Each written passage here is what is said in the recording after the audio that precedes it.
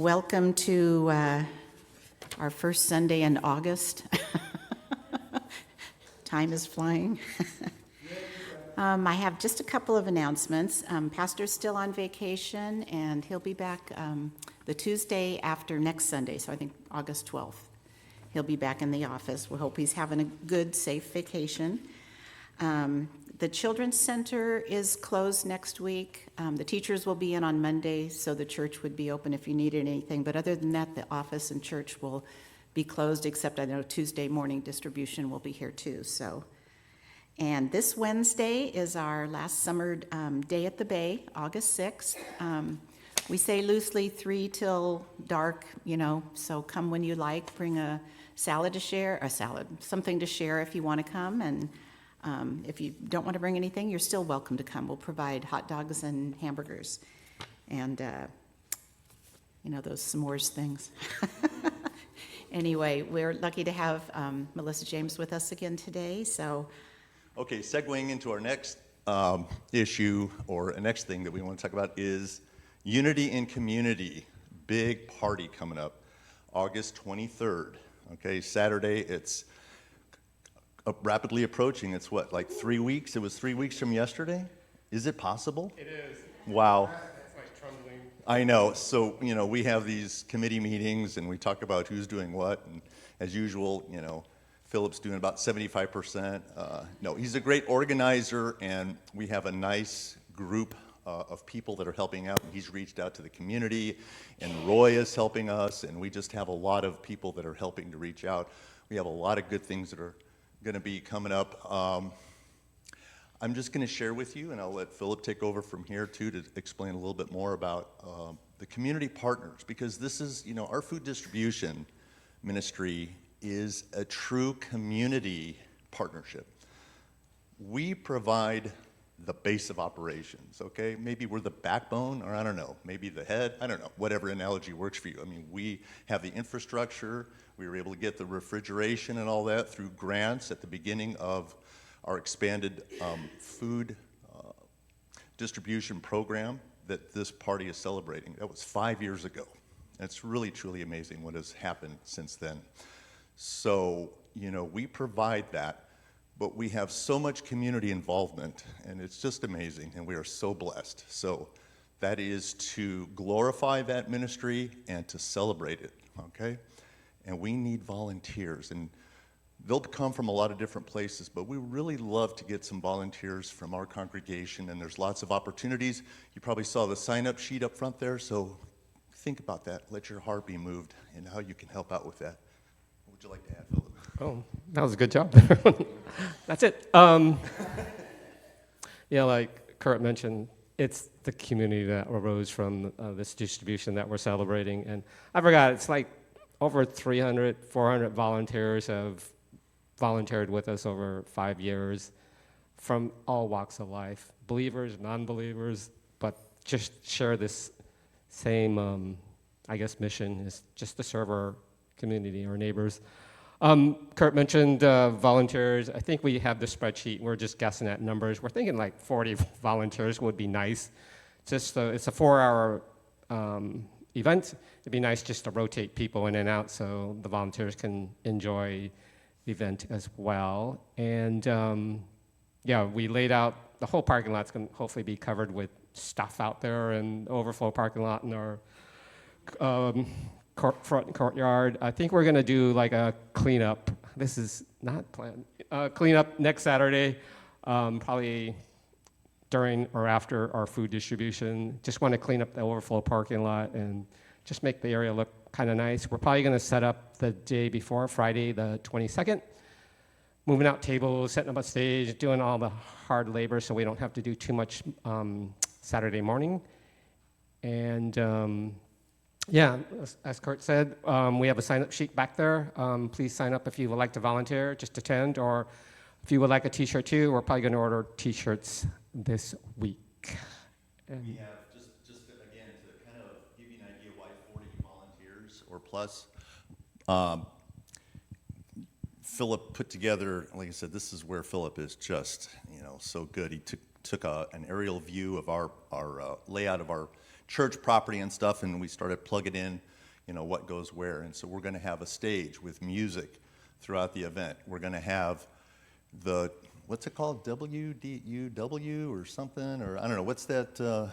Anyway, there's that big bus that knocked down the big bus that knocked down our light pole a couple of years, Live Wells. Thank you. I don't know, I'm just terrible with the names and acronyms. But anyway, it's just, there's going to be a number of different booths for things. We have partnered with, IHOP, which was Roy's connection with IHOP to bring in like 100 breakfasts for this. Emiliano's down at the bottom of the hill is bringing in, like 100 lunches, Bean and cheese burritos. Bean and cheese burritos. We have pizza from where? Philippi's Down there coming in, and we're going to have some gift certificates from Foster Freeze. It'll be part of the raffle, and there's just going to be our whole overflow parking is going to be a fun zone with some inflatables and things like that. And so there's a lot going on with this thing.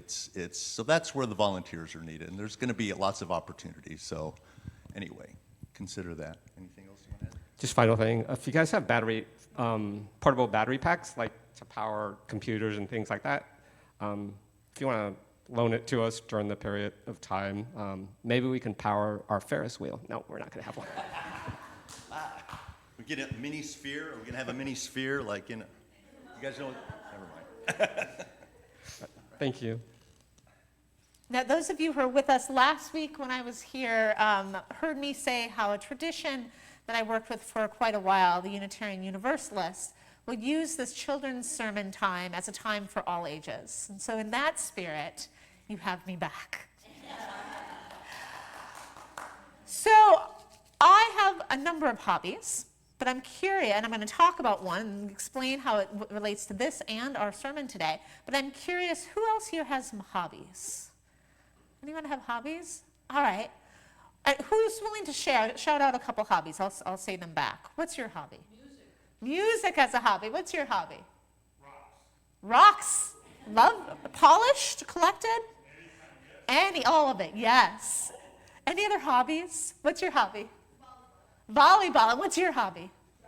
Drumming. I love it. Can connect you up with your music. Well, I have a couple hobbies. One is doing crafts. I love doing crafts. My second hobby is collecting craft supplies. Those are two different hobbies for my other crafters in here. It depends on if you ask me or my wife, if it's number 2 or number 1. So I was looking around my car, because that's what I do when I look for Time for All Ages resources, and I found some victims of my number 1 hobby. And so here I have, if you can't see in the back, or if you're online and it's difficult to see, I have Halloween masks. One of those color yourself Halloween masks. We've got 4 of them. We got like a little pumpkin, a couple little Draculas, and like a Frankenstein's monster little mask. Now, for those of you here who can see, these masks have seen better days. These masks have definitely been in my car for a little bit. I would offer them to you, but they're kind of a mess. If you do want them afterwards, come get them, right? My poor masks, a part of my top hobby of collecting craft supplies, languished in my car because I got them, oh my goodness, 2 years ago now, with the idea of how I would use them, right? I was going to take them to my daughter's class. We were going to do masks. It would be great. And they stayed there, and they stayed there, and they stayed there. And every time I cleaned up my car, they stayed there. I held on to them. Until now, we're 2 years later, I've lost half of them, and they're all beat up and not good for what I needed them to be for. Today in our readings, we're going to hear a lot about what it is that we need to hold on to and what we need to let go of in order to live out our faith. And like those masks, there are so many things in my life and I would imagine in all of our lives, that we hold on to until they are no good to us anymore. Or we hold on to thinking they're what we need to hold on to, but they are not. And they end up languishing in our cars, in our craft closets, in our minds, wherever it is. But luckily, in our message today and in our gospel today, we hear that grace helps us break out of that needing to hold on to those masks or whatever it is, in order to be able to say, if we have something, we build a larger table to share it. And that is my wish for all of us as we live out our faith in today's world. Amen. I'm going to start this morning with a parable from a different tradition, actually, to add to our mix. Because as I was reading and preparing for this morning, a parable from the Buddhist tradition came to mind. And it's one that if you're familiar with the Buddhist tradition, is a fairly well-known one within that tradition. And that is the parable of the raft. Once there was a monk who was trying to get from one place to another, and he came to a vast river. He had nothing with him and could not swim across the river, for it was too deep and it was too wide and the waters were too fast. And so he started to look around and he gathered everything he needed, and he worked and he worked and he worked, and he built a raft that would get him across the river. And it was a sturdy raft, and it was a good raft, and it was a true raft. And sure enough, he floated across the river in this raft. And yet he had a long way to go, across a desert and through the mountains. And he picked up that raft and put it on his back, and he started walking. And soon enough, that raft started to weigh him down as he crossed the desert and entered the woods, until another monk came up to him and said, "Brother, why are you carrying this raft? Though you have toiled hard to create it and it served you well, you no longer need it, and it makes your journey difficult." You no longer need it, and it makes your journey difficult. There's so much that I find resonance between that parable from the Buddhist tradition and so many of the parables of Jesus, but particularly our text from Colossians and then our parable today. Today, we have two New Testament passages that are both highly relevant to today's world, which we'll talk about, and honestly, interpreted very differently among different Christian traditions. For us today, I want to start with some context. In writing to the Colossians, so this is one of the epistles, one of the letters of Paul that he writes to these churches after they reach out to him. Paul is addressing the pressing concerns of their community in probably 80 to 90 CE. So for context, we're probably at least a generation, probably 2 generations out from those who directly had contact with Jesus. And so small churches have been forming throughout the Mediterranean and even all the way into what's known as modern-day India. And here, this is a church in what today is known as modern Turkey. Questions about when Jesus was going to return were all over the place. Should we wait? Is it imminent? It's been a while. Is he coming? And questions about who could actually be a Christian and what made Christians different from those in the cultures and the traditions around them. Those were all very live for the Colossians. Lots of heresies or wrong teachings or blasphemous teachings were popping up as these small churches tried to figure out how to do church. So here we have a group who reaches out to Paul and says, "Help, how do we do community? How do we do church? How do we live?" And in this part of the response from Paul, there are a couple things that stick out. One is that the things of this world that pull them apart from one another or break relationships between them, greed, slander, anger, abusive language, those have to go. Elements of the culture around them that do not serve to create unity and mutual care are not a part of living a godly life. Second, Fights about who is in and who is out have to go. As the church grew and churches were being established throughout the Greco-Roman world, the base changed. A debate came up over whether non-Jews could actually be Christians. Did they have to convert to Judaism first? Was it even possible? This was one of the questions they raised for Paul, and he had a definitive answer. Paul wrote that in that renewal, the renewal in Christ, there's no longer Greek or Jew, circumcised and uncircumcised, barbarian, Scythian, enslaved and free, but Christ is all and in all. Those divides that we create as humans are meaningless, because in God's love, we are all one. Basically, what I hear Paul saying is, y'all calm down. Even if what the rest of the world is doing is treating each other poorly, finding ways to create divide, you get to be different. You get to create community filled with love and grace. In a very uncertain and divided world, this is a message we need now more than ever. And I wonder if there are places in your life where this message is particularly needed. And I wonder what it would look like if you were free to live into Paul's words and the grace and love he preached. When we turn to our gospel hones in specifically on the greed part that Paul mentions. A man has so many crops that they do not fit in his barn, so he needs to problem solve. And what he decides to do, what he decides is the best solution is to tear down the barn and build bigger barns.